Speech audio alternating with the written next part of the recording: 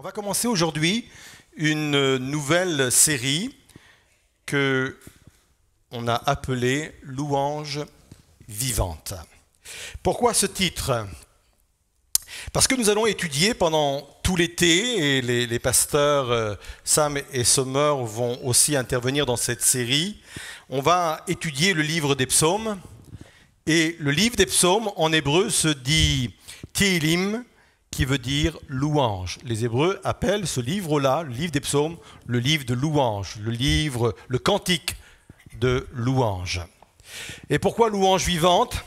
Parce que ces textes, même s'ils ont été écrits il y a à peu près 3000 ans, ils sont toujours actuels. Ils sont capables de venir nous toucher tout à nouveau, nous restaurer tout à nouveau, nous parler tout à nouveau, produire tout à nouveau la vie au-dedans de nous. Donc cette nouvelle série, Louange vivante. Alors on ne va pas suivre forcément le livre des psaumes d'une façon chronologique, et même aujourd'hui, je ne sais pas quels sont ceux et celles qui, quand ils achètent un livre, commencent par la conclusion. Ça arrive, je sais que ça existe. Ouais, il y en a. Quand je vous dis que ça existe, ça existe. On va faire la même chose aujourd'hui, vous êtes d'accord? Donc on va prendre le psaume 150. On y va? On va le lire en entier parce qu'il est tout de même assez court, et le psaume 150 va bien étayer tout ce qu'on va partager ce matin. Nous commençons ainsi. Louez l'Éternel, louez Dieu dans son sanctuaire, louez-le dans l'étendue céleste où éclate sa puissance, louez-le pour ses hauts faits, louez-le pour son immense grandeur, louez-le au son du cor, louez-le au son de la lutte, ce sont des anciens instruments, mais qu'on peut actualiser, au son de la lyre, louez-le avec des danses ou au son de la batterie, louez-le avec le luth ou avec la flûte, louez-le par les cymbales bien retentissantes. Est-ce qu'il y en a qui se plaignent que c'est trop fort parfois?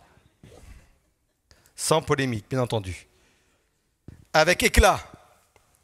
Que tout ce qui vit loue donc l'Éternel, louez l'Éternel, et à cela on peut mettre une acclamation parce que c'est notre raison de vivre.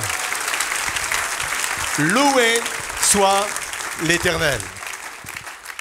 Il y a dans la parole de Dieu, dans toute la parole de Dieu, 3 recommandations qui reviennent le plus. Aimer, prier, louer. Si je faisais une synthèse des mots les plus courants que l'on pourrait trouver dans toute la Bible, ça se fait aujourd'hui, il y a des logiciels dans une conversation, dans un sondage, où on ressort les mots principaux. Et si on faisait la même chose avec la Bible, 3 mots ressortiraient en gras, en gros: aimer, prier, louer. La louange est donc quelque chose de très important. Louer Dieu ou adorer, je vais mettre les 2 mots ensemble aujourd'hui, louer ou adorer, c'est lui rendre hommage. C'est reconnaître les qualités de Dieu. C'est le remettre dans nos vies à sa place de Dieu. Je ne le considère pas comme quelqu'un de lointain, je ne le considère plus comme quelqu'un d'étranger à ma vie, mais je le réalise et je le reconnais comme Dieu et je le remets à la place de Dieu. C'est ça aussi la louange. C'est considérer Dieu comme étant le centre de ma vie, l'objet de mes pensées. C'est lui exprimer ma reconnaissance, c'est lui exprimer ma foi. Remercier Dieu pour ce qu'il a fait, c'est de la gratitude. Remercier Dieu pour ce qu'il va faire, c'est de la foi. Et tout cela fait partie de la louange. On le fait sous plusieurs formes: la prière, le chant, par notre façon de vivre, par notre façon de penser. Tout cela fait partie de la louange. Alors aujourd'hui, on va répondre à 2 questions. La première question: pourquoi la louange est importante? Et comment faire en sorte que la louange devienne dans nos vies une louange vivante? Première question donc, pourquoi la louange est-elle importante? Et à cela, j'ai deux réponses. On y va?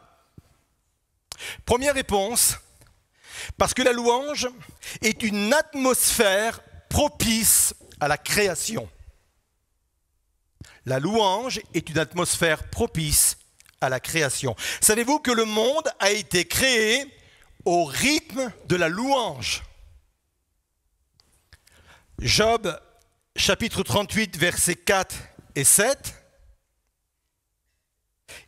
il est posé cette question, ou ces questions: où étais-tu quand je posais les fondations du monde? Déclare-le, puisque ta science est si profonde. Qui en a fixé les mesures? Le sais-tu donc? Qui a tendu sur lui le cordeau d'arpenteur?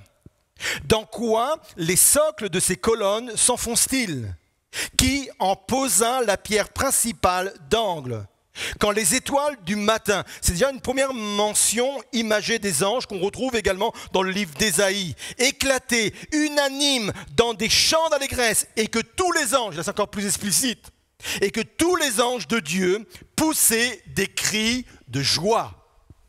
Peut-être que vous n'aviez jamais imaginé que la création s'est passée, s'est faite dans cette atmosphère-là. Ce n'était pas le silence, ce n'était pas le brouhaha, des choses qui craquent de partout, mais ça s'est fait dans l'adoration et dans la louange.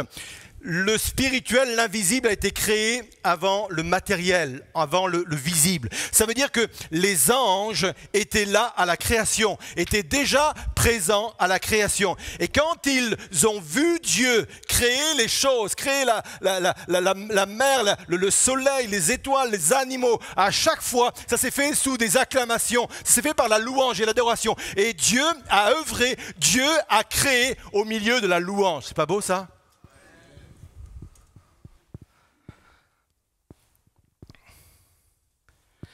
C'est important de comprendre cela, parce que ça change ma façon d'aborder mes moments de louange.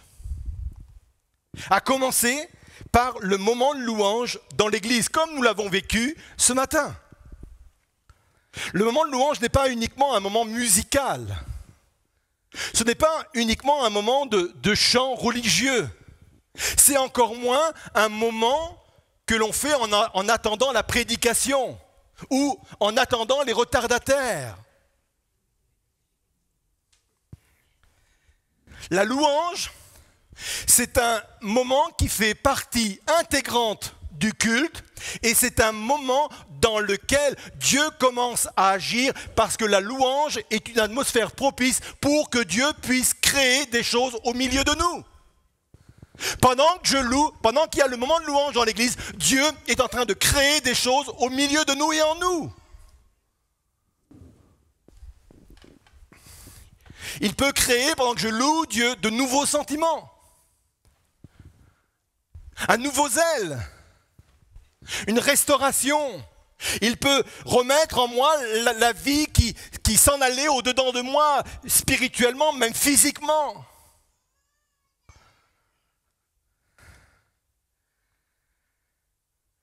Ne négligez jamais ce moment que nous vivons ensemble, qui est le moment de louange. Alors je vais le dire sans jugement. Je n'aime pas m'ériger en vous en juge et je n'ai pas à dominer sur votre foi. Je vous donne simplement un petit conseil. Et prenez-le comme un conseil. Faites en sorte d'arriver le plus tôt possible à l'église. Pour ne pas négliger, ne serait-ce le premier chant, le second ou le troisième, ne pas négliger ce moment de louange parce qu'il fait partie du culte et c'est des moments dont on peut se priver, des moments où Dieu est capable et veut créer des choses en moi.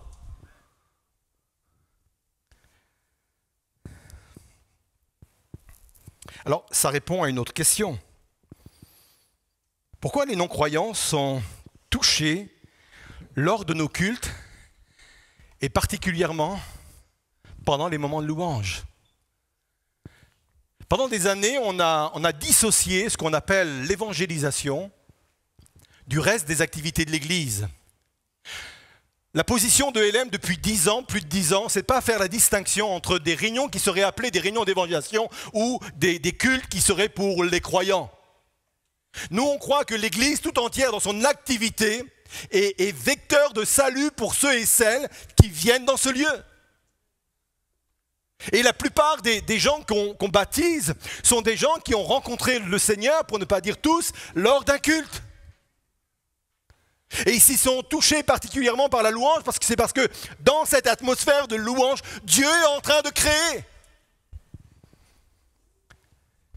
Il crée des choses dans le cœur. Il va même créer une nouvelle nature, ça s'appelle la nouvelle naissance. La nouvelle naissance peut se vivre pendant le moment de louange. J'aimerais que vous puissiez voir maintenant ce moment de louange autrement. C'est un moment important dans lequel Dieu crée.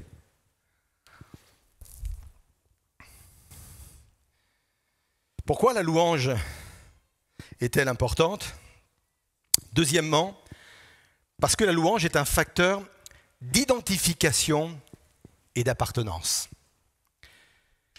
Et là, nous allons nous intéresser à ce qui s'est passé sur le mont Carmel avec le prophète Élie.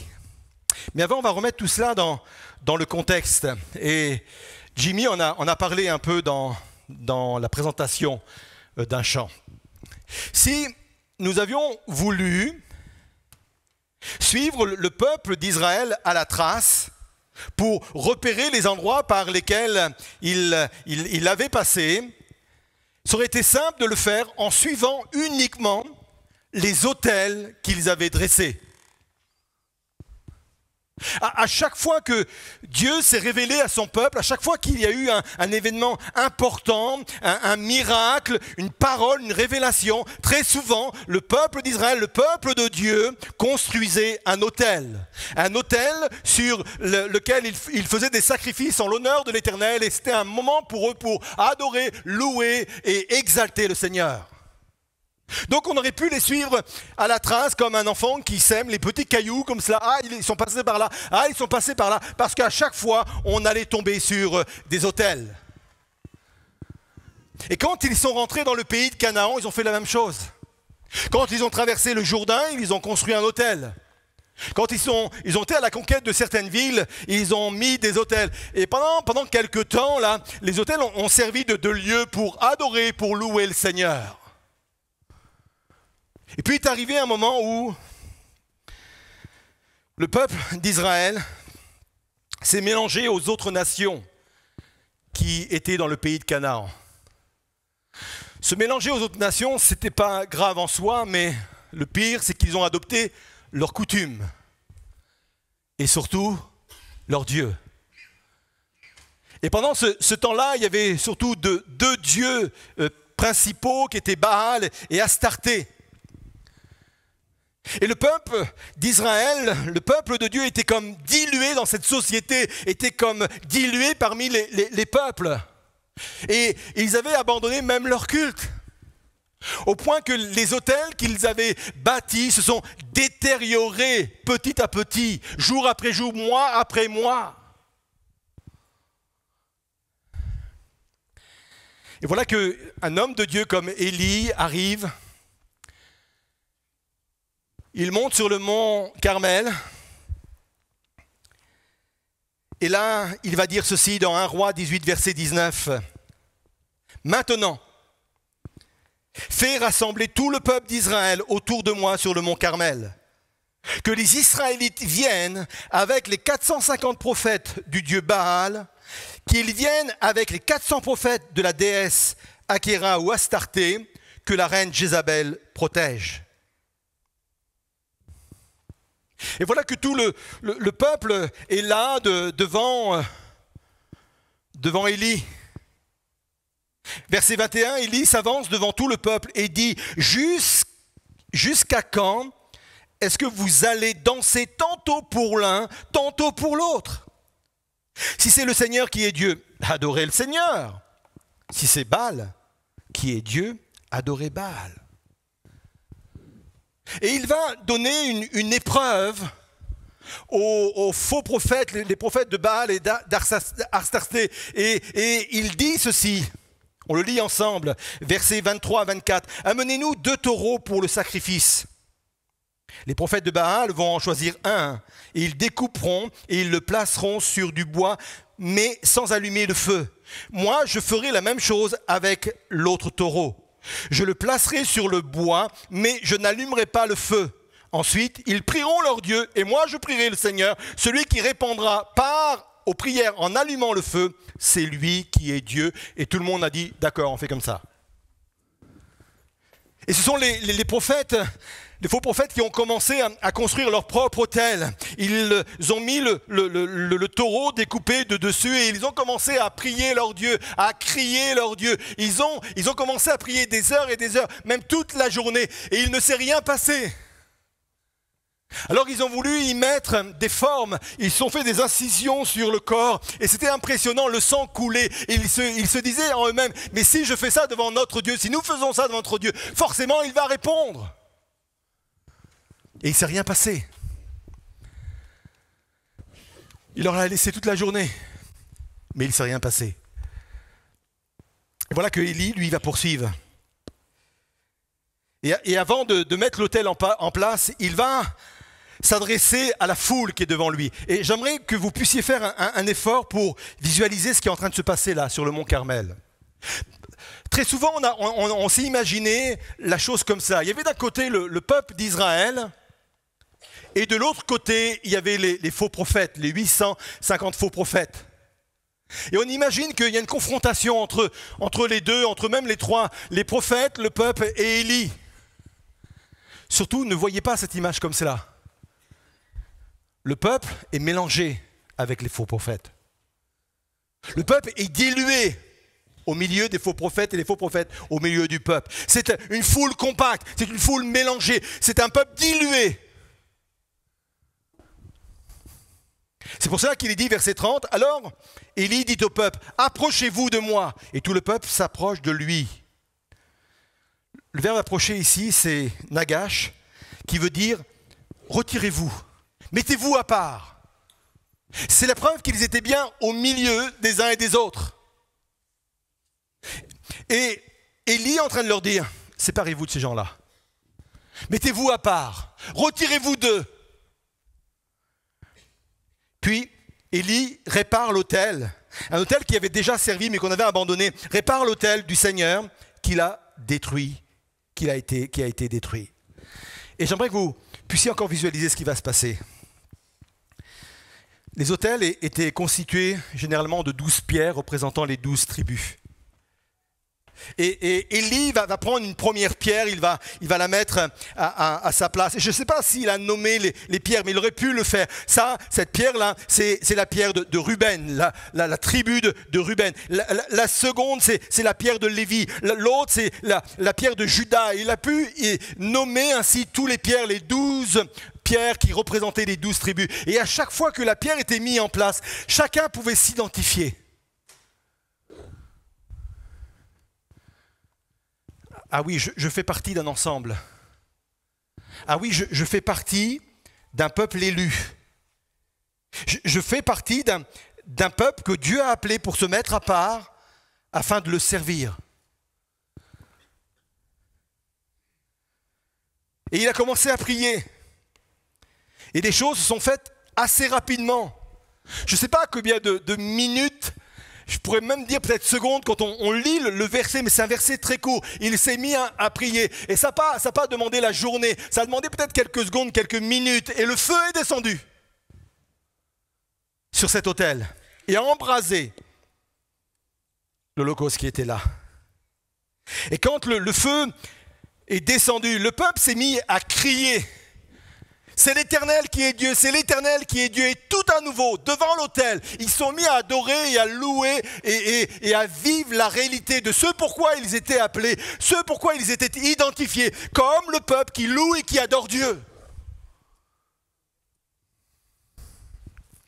C'est quoi l'application spirituelle pour nous ?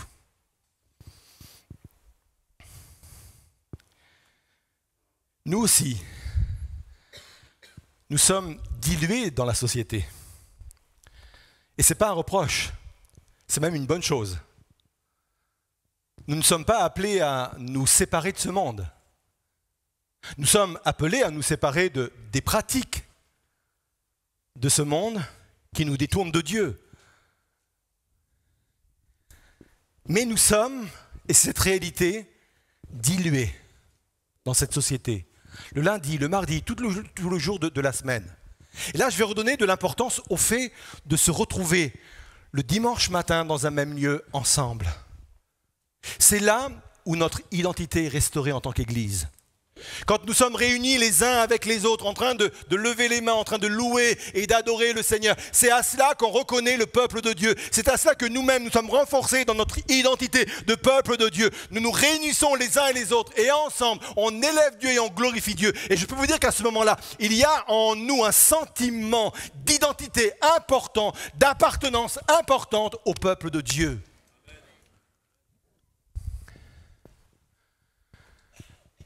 On ne peut pas faire l'économie de cela.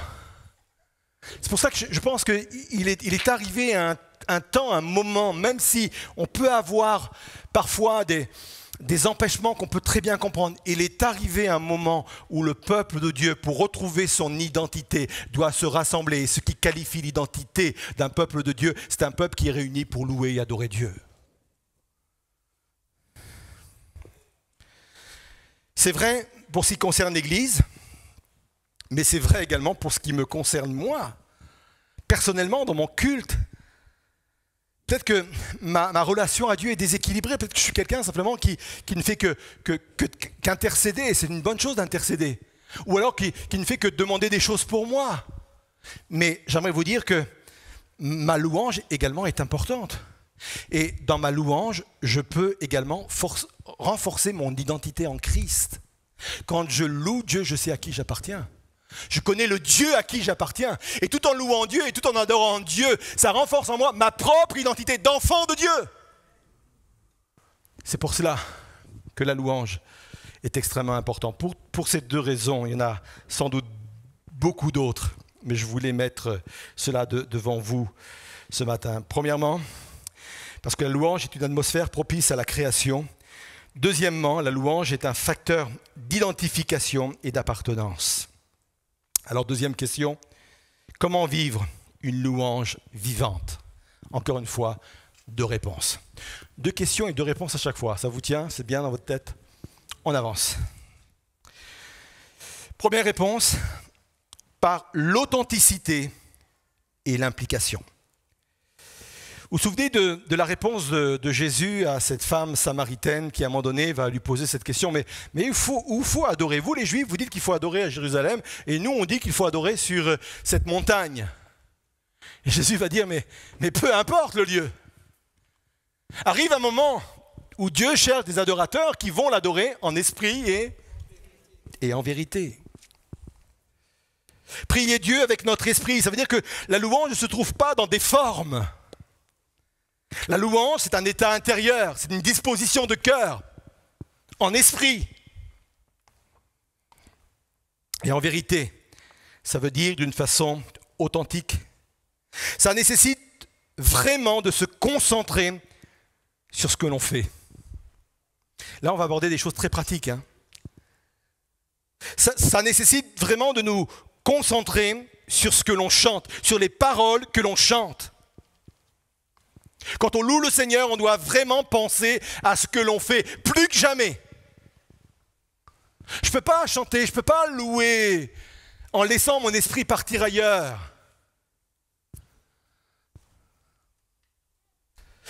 Ésaïe 29, verset 13 dit ceci, « Le Seigneur dit, quand ce peuple s'approche de moi, il m'honore de la bouche et des lèvres.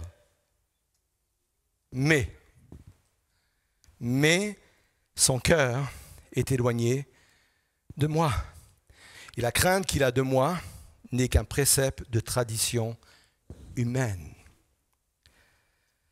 Il y a tant de textes dans la parole de Dieu, et notamment dans le livre des psaumes, où il est dit « Je louerai Dieu, je louerai l'Éternel de tout mon cœur. »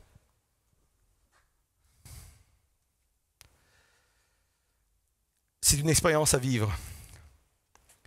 Donnez le meilleur de votre implication pendant la louange et même pendant tout le culte, et vous vivrez un autre culte. Vous voulez vivre le culte autrement? Impliquez-vous dans ce culte. Concentrez-vous dans ce culte. Ça fait penser à cette femme qui était atteinte d'une perte de sang depuis 12 ans dans les évangiles. Ça vous est jamais arrivé à l'esprit que comment ça se fait qu'elle seule a été guérie? On sait bien qu'à chaque fois qu'une foule suivait Jésus, il y avait des milliers de personnes, et dans les milliers de personnes, il y avait autant de besoins, peut-être pas tous malades, mais beaucoup de malades, parce qu'à cette époque, il n'y avait pas le système de santé que nous avons aujourd'hui. C'est pour ça que dans les évangiles, on voit beaucoup de personnes guéries par Jésus, parce que le système de santé était pratiquement inexistant.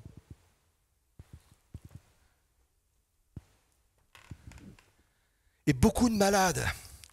Et parmi ces milliers de personnes, une seule personne a eu la délivrance. Elle n'a pas vécu le rassemblement de la même façon que les autres. Pour elle, ça a été un rassemblement différent des autres. Parce qu'elle impliquait son cœur. Parce qu'elle était concentrée sur ce qu'elle vivait. Elle était concentrée sur le moment qu'elle vivait. Elle avait en ligne de mire Jésus et elle se disait en elle-même, si je peux l'atteindre, si je peux m'approcher de lui, si je peux le toucher, je serai guéri. Elle l'a été. Et je peux et je dois vivre mon culte comme cela. En me concentrant sur ce que je vis, en me concentrant sur ce que je chante, en me concentrant sur ce que j'entends.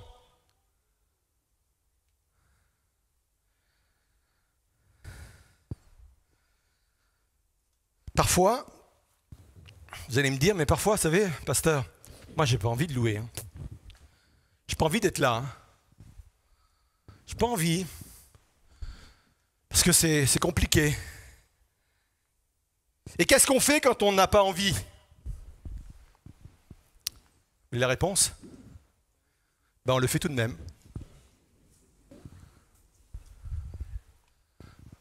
Ouais, mais, pasteur, en esprit, en vérité. Retenez bien ceci. C'est un principe. Les sentiments suivent toujours les actions. Vous savez, une formule à noter, vous pouvez noter celle-ci.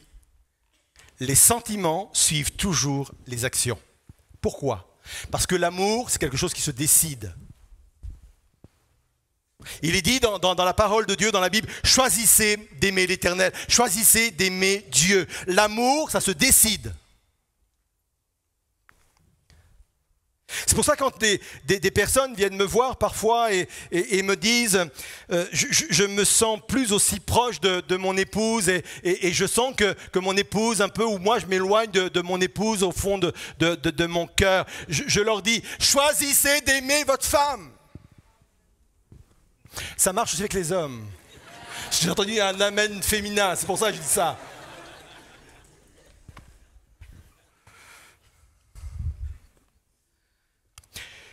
Quand je décide d'aimer, il y a des gestes d'intention. Quand je décide d'aimer, on agit de façon plus aimante. Et quand j'agis de façon plus aimante, les sentiments, vivez cette réalité-là. Et vous l'avez sans doute vécu, et je l'ai vécu, les sentiments sont à nouveau réveillés et épanouis. Et pour Dieu, c'est la même chose. L'action, toujours, est devant les émotions, les sentiments. Vivez cette réalité-là. Mettez en action ce principe. Les sentiments suivent toujours les actions. Vivez cela. Comment vivre une louange vivante? Deuxième réponse, par une vie faite constamment de renouvellement et d'expérience avec Dieu.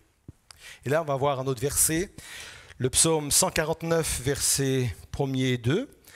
Louez l'Éternel, Chanter pour l'Éternel un cantique nouveau. Célébrer ses louanges dans l'assemblée de ceux qui lui sont attachés. Mais chanter un cantique nouveau. Cette expression est extrêmement importante. Pourquoi il est dit ici de chanter un cantique nouveau? Un chant nouveau dans l'Ancien Testament est toujours en rapport avec une expérience forte et nouvelle avec Dieu. Par exemple, quand le peuple hébreu est sorti d'Égypte et a traversé la mer Rouge, de l'autre côté, il venait de vivre une expérience forte avec Dieu, puissante avec Dieu. De l'autre côté, un chant nouveau a été créé par Myriam. Et le chant était un chant nouveau parce que ce chant-là reflétait ce qu'il vivait. C'est pour ça qu'il ne le chantait pas du bout des lèvres d'une façon un peu religieuse, parce qu'il venait de vivre la réalité de ce qu'il chantait. Dans le livre des Juges, après une victoire retentissante, Déborah va faire la même chose. Le chant de Déborah. Et encore une fois, le chant qu'elle va composer, la louange qu'elle va composer est une louange nouvelle parce qu'elle reflète parfaitement l'expérience qu'elle vient de vivre.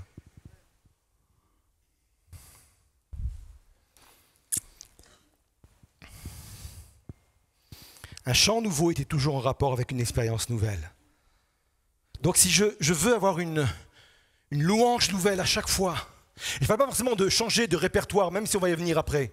Mais si je veux être rafraîchi dans ma façon de louer le Seigneur, rafraîchi dans ma façon de l'adorer, il faut que ça soit lié à des expériences nouvelles avec le Seigneur. À quand remonte ta dernière expérience avec Dieu?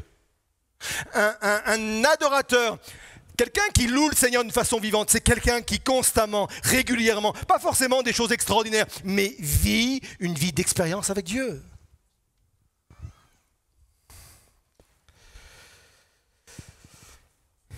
Il en a toujours été ainsi dans l'histoire de l'Église.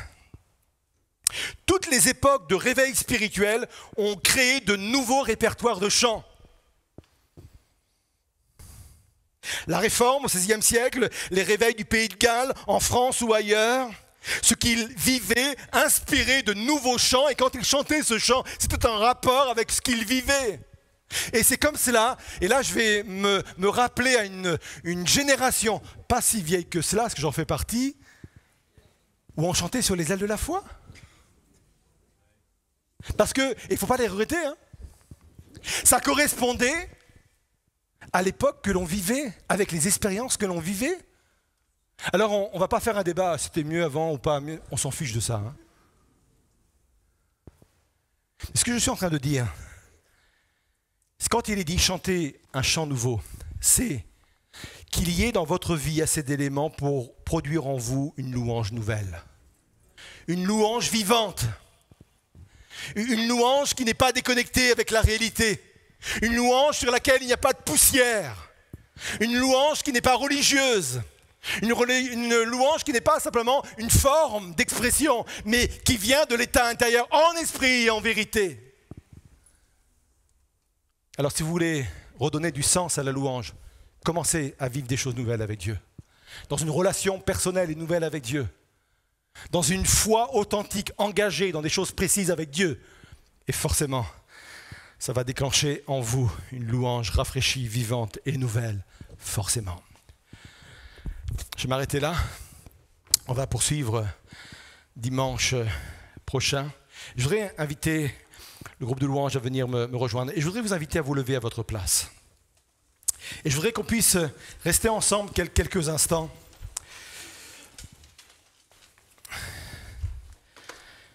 Et je souhaiterais, je vais continuer encore avec vous, à partager encore quelque chose avec vous.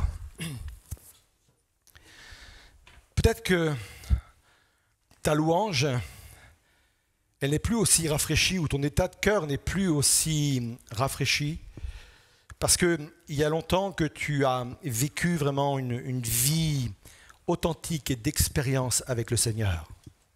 Quand je parle de vie d'expérience avec le Seigneur, je ne parle pas forcément de vivre le surnaturel ou le miraculeux tous les jours, tel qu'on l'entend avec des choses grandes, mais mais au quotidien, dans ma vie de tous les jours, pas à pas, des choses où je peux voir Dieu à l'œuvre, des petites choses dans lesquelles je peux voir Dieu à l'œuvre.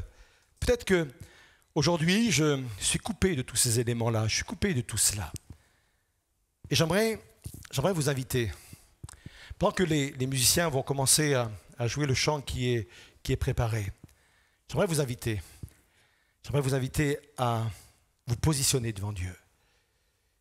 Et peut-être que vous vous dites, Seigneur, j'ai besoin que pendant ce moment-là, tu recrées en moi tout à nouveau des sentiments te concernant, Seigneur Jésus. J'ai besoin que tu crées en moi une restauration. J'ai besoin que tu crées en moi un amour renouvelé en ta personne. J'ai besoin que tu renouvelles en moi une vie authentique, une vie d'expérience avec toi. Seigneur, il y a longtemps que j'ai décroché par rapport à cela.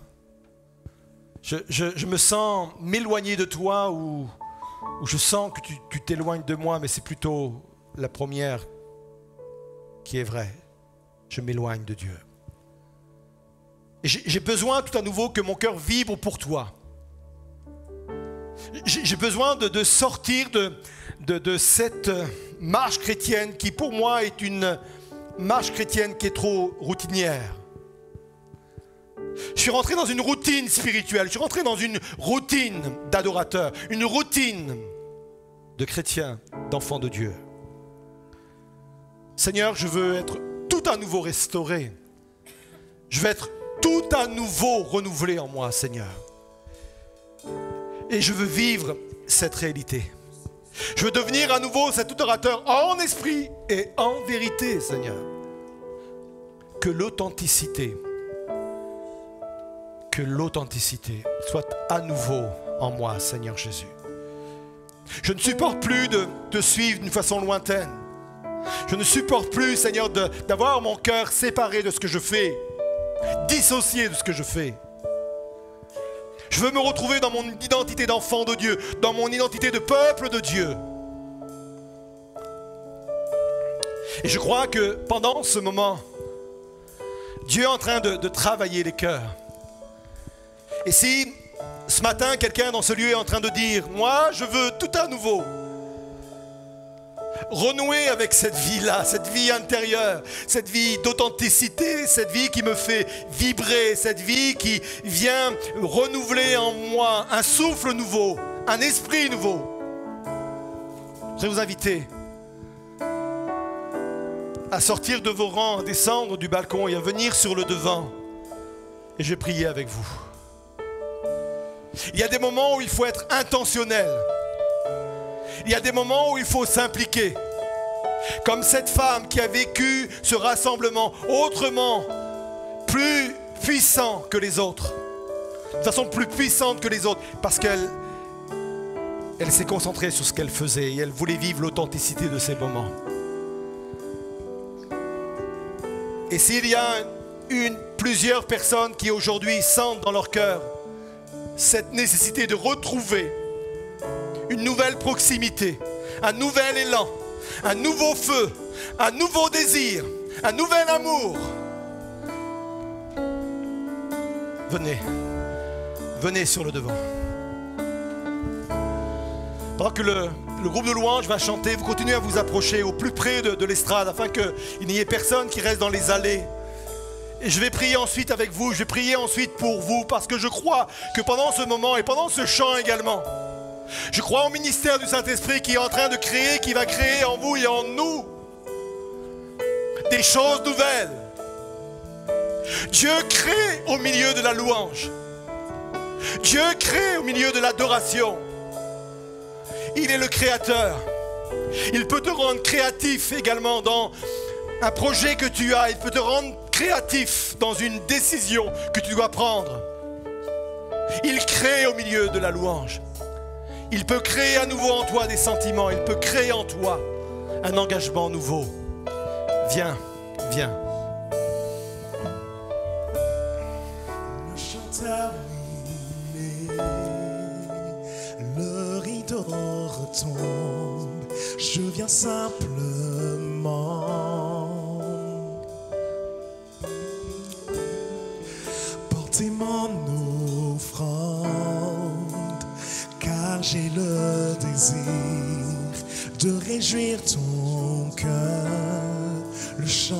terminé.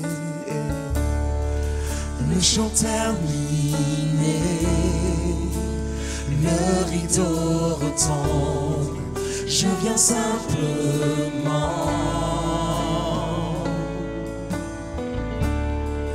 porter mon offrande, car j'ai le désir de réjouir ton cœur.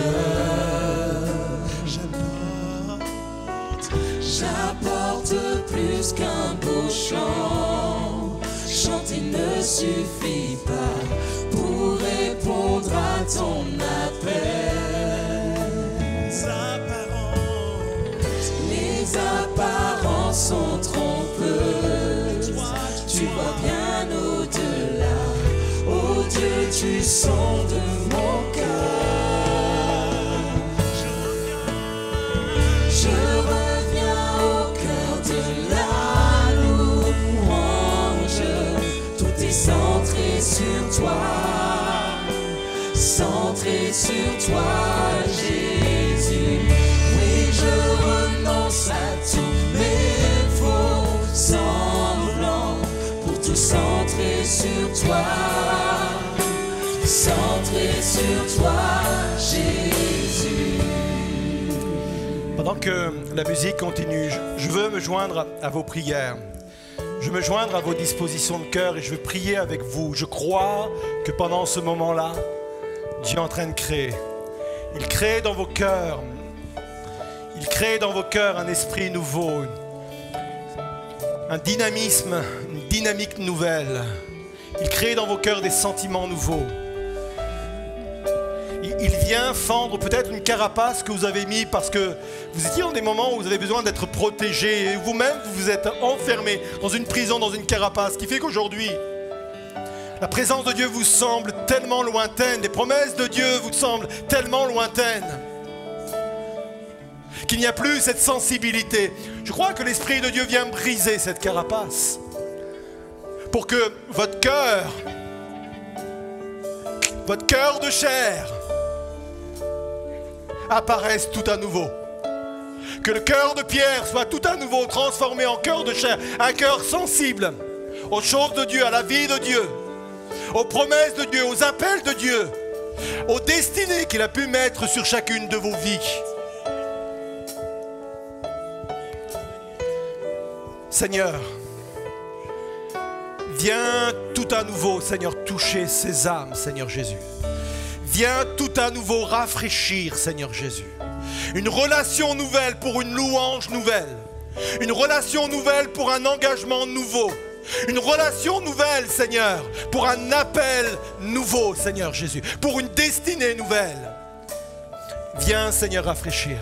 Créer, Seigneur, cet élan qui fera que chacun d'entre eux, Seigneur, tout à nouveau, vont renouer avec une vie authentique et vraie avec toi, Seigneur.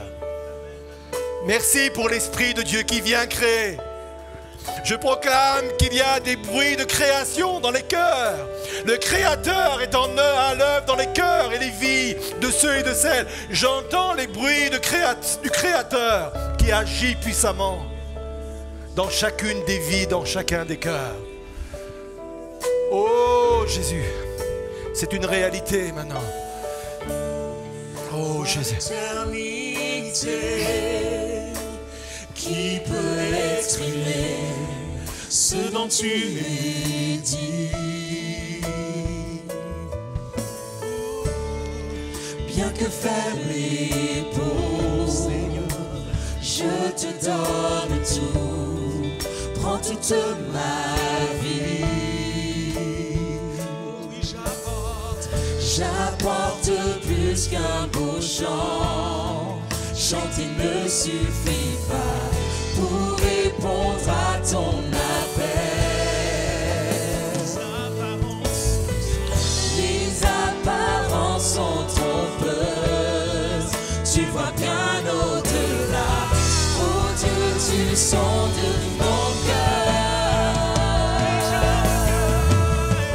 Je reviens au cœur de la louange. Tout est centré sur toi.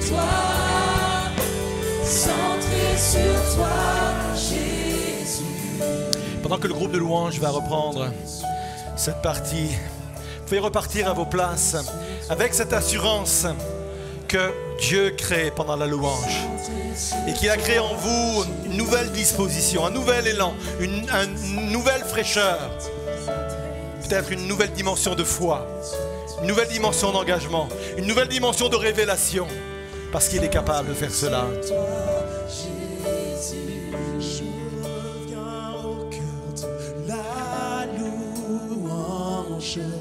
Tout est centré sur toi, centré sur toi, Jésus. Oui, je renonce à tous mes faux semblants pour tout centrer sur toi, centré sur toi, Jésus.